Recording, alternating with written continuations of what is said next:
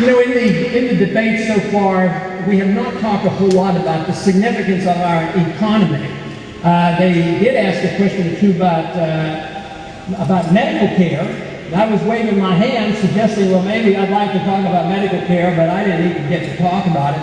So we haven't talked a whole lot about the economy and very little about taxation, unless I brought it up. But you know, I believe we're really facing an economic crisis. In spite of the fact the government statistics tell us that everything is wonderful. There's no inflation, no significant unemployment rate, no worry about jobs. Forget about the deficits. Deficits don't matter.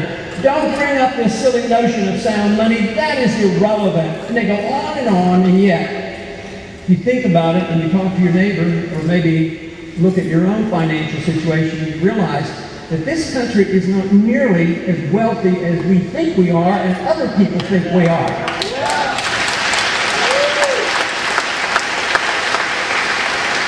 When you think about it, everyone in this room, if you had a generous banker and he was willing to loan you $1 million a month and never ask you to return it, we could all look pretty prosperous.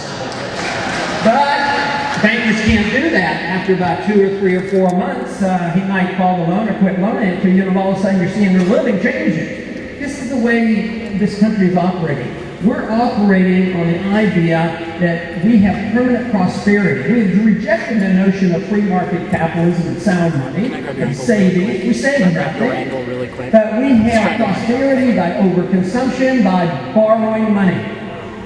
Not only individually, but by the corporations and by our government, and we're passing on these debts to the next generation. But we're borrowing our national debts, going up approximately $500 billion every single year. We're financing a war by borrowing from places like China. We have to borrow between $2 and $3 billion every single day to finance our current account deficit. That's how much beyond our means that we're living. And it works fine until they quit loaning to us. And then all of a sudden, prices will go up, and interest rates will go up, and there'll be a lot of inflation. Some of you in this room, I'm sure, remember well what happened in 1979 and 1980. In order to protect and save the dollar, they had to bring interest rates up to 21.5%. Unemployment rate was 12%. It was the worst condition since the Depression. And we had inflation rate. They admitted to the prices were going up at a rate of 15%. Today they claim, no sweat, prices are only going up 2.5%.